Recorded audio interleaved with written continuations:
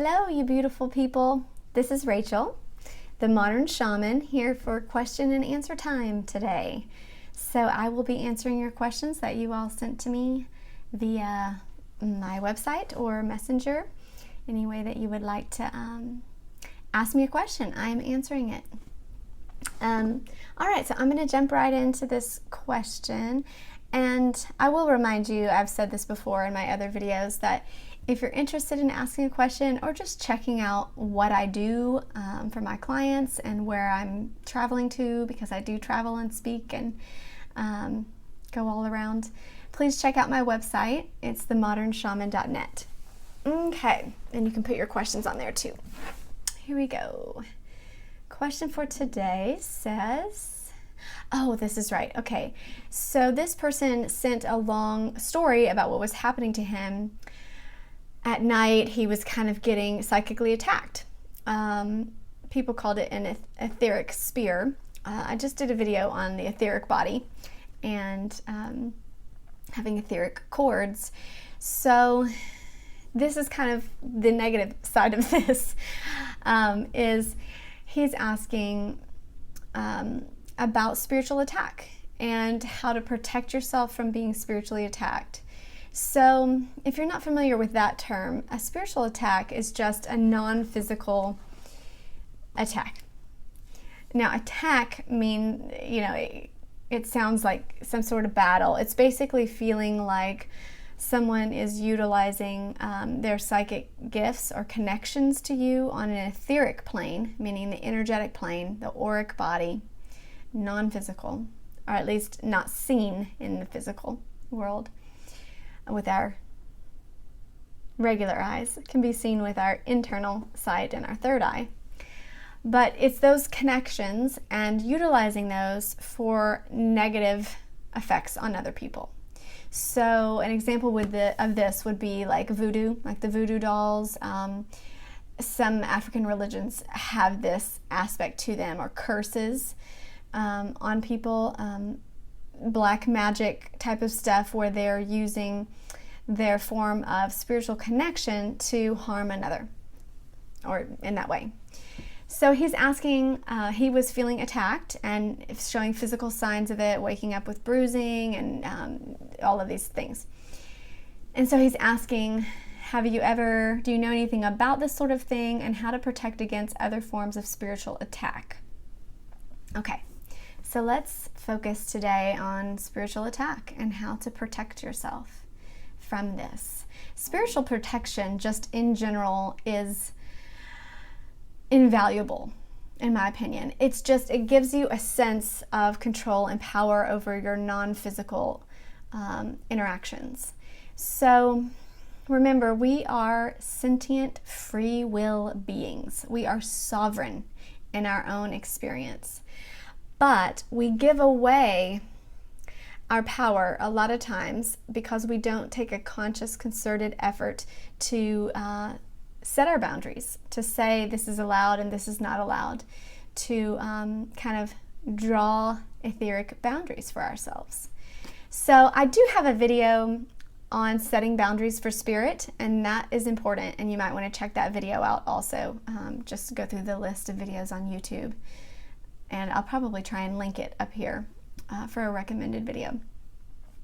That one goes more into setting up rules and regulations, kind of like a classroom, like how you want them to communicate with you. This I will talk about specifically protection. Okay, so let's see, there's different forms of protection, and I'll give you a list, but I would say that you need to listen to the list that I bring up and then see where you feel drawn. What do you believe would be effective for you? Because bottom line, you have to believe it. You have to fully align with the power in the act, in the intention, in whatever it is that you're doing to protect yourself. You have to believe that it really will protect you. Okay, this is where we go wrong, is that we do something and then we're like, I don't know if that really helped. I don't really believe in it, but I tried and it didn't do anything.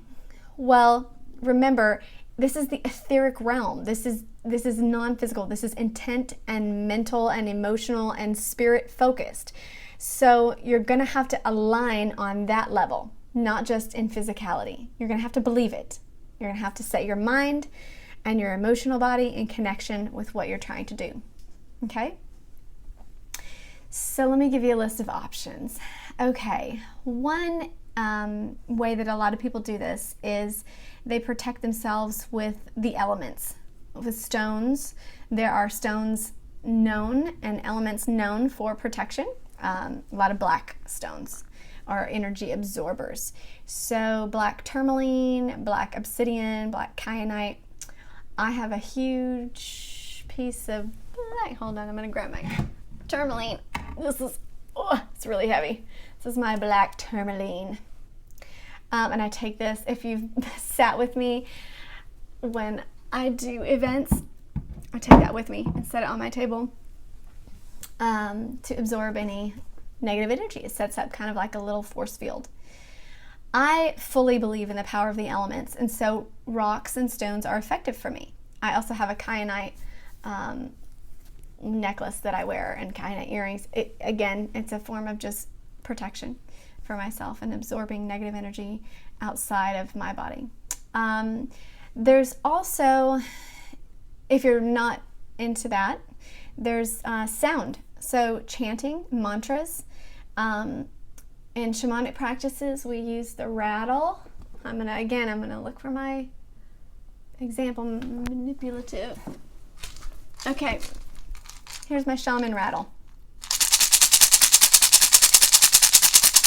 So you can buy these, I'm sure, online and from different shamanic stores. This one was passed down to me from my father, but essentially the belief in the rattle is to expel negative spirits or negative energy. And so with the belief in that intention, sound is just a breaker up of vibration. So when things are happening on this vibrational, energetic level, sound can literally just kind of snap you out of it and can move you from a sense of fear to a sense of power and feeling in control. Or, music or gongs, chimes. Different religions have used different things to set the area of protection. A lot of times when monks are about to chant, they'll set a protective field by gongs.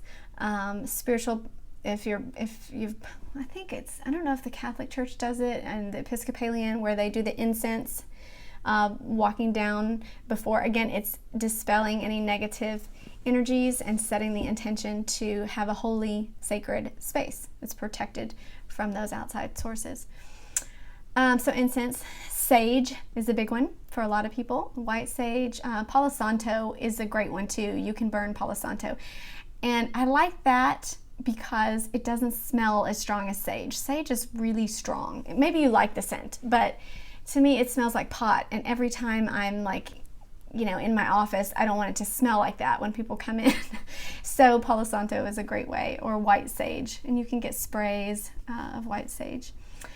My kids love the spray. When they're little and they have that fear, they like to have like a little spray to be like spray around them to feel like there's a sense of protection around them.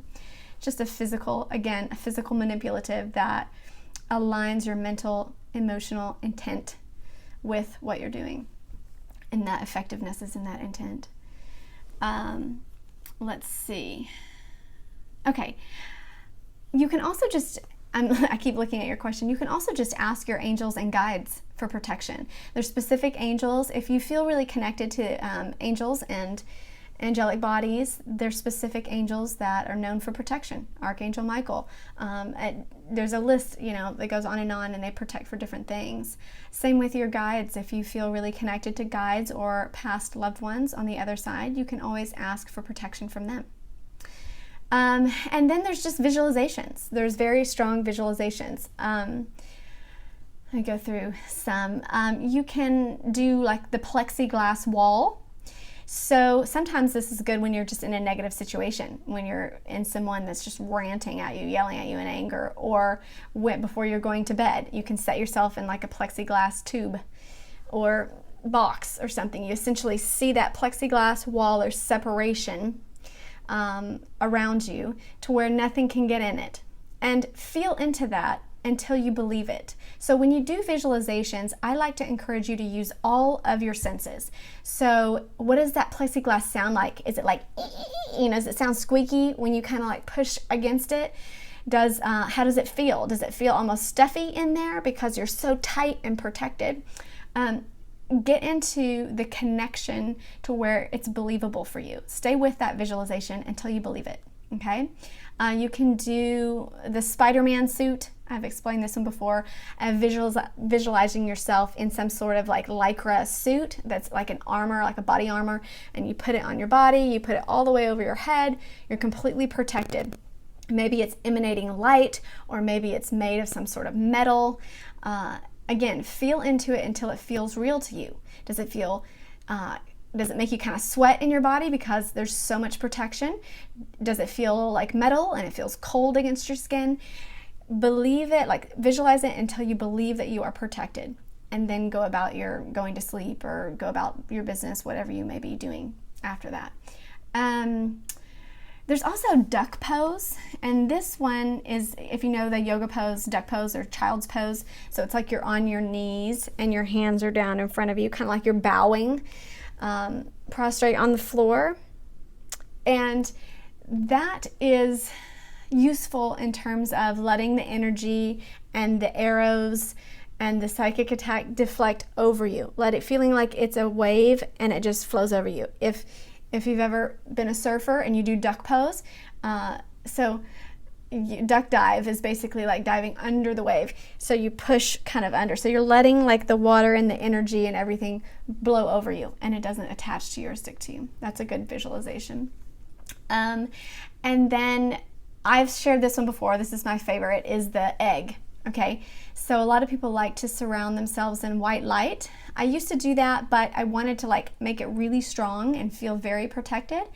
And so I use the visualization, my tongue is kind of tongue-tied today, of white light around me, but that white light is forming an egg, like a modern egg shell. And I sit in the egg, I pull up my knees and I get in this little egg, and I imagine it being made of white, like titanium metal. And I see it and it shields in front of me. It like closes like, and then even the creases and the areas that connect kind of melt, like the metal melts, and it's totally sealed up, and I'm completely safe in there. And it feels like I'm sleeping in a metal egg. Okay, and I have a form of protection around me. When I feel into that again, I kind of push my energy out until I can feel like it's strong around me and I feel safe, and I go about my business. I've also shared a mantra, which is I surround myself in white light that guides, guards, and protects me, and only what's for my highest good can enter here. So, that's one mantra. There's lots of them that just you say over and over, and that's kind of what a lot of people use the name of Jesus or get behind me, Satan, when they feel like there's some sort of negative entity or demonic attack. A lot of times they will go to that route. It's a form of gaining power through a word which they align with the intention of safety, complete safety and protection. So you can give yourself something that feels very protective to you, that feels very safe and secure, and that you know it will work for you. Again, you have to believe it. Okay. I've shared before too, and this is a totally different energy of power and control, but laughing at situations like this can form a sense of protection, because it deflects, it bounces that energy, and it brings light into an area of dense and darkness. So laughter can be very powerful if you fully align with it in those moments of feeling kind of attacked. You can also set bubbles around your household. You can set bubbles around your street, your room, your bed, wherever you're feeling like you're being attacked. You can kind of set those bubbles or shields around. Again, feel into it until you believe it, and set a very clear intention that you be psychically shielded from anything that is not for your highest good, that is harmful, or anything that if you have a specific person you know that's trying to psychically attack you or whatnot, then you might want to be specific and state it in a positive way. I'm protected and safe from all whatever. Okay. All right, I hope that was helpful to you. Again, I list a lot of different ones, and you can just kind of feel into what's resonant and go with that. Much love and blessings to you all.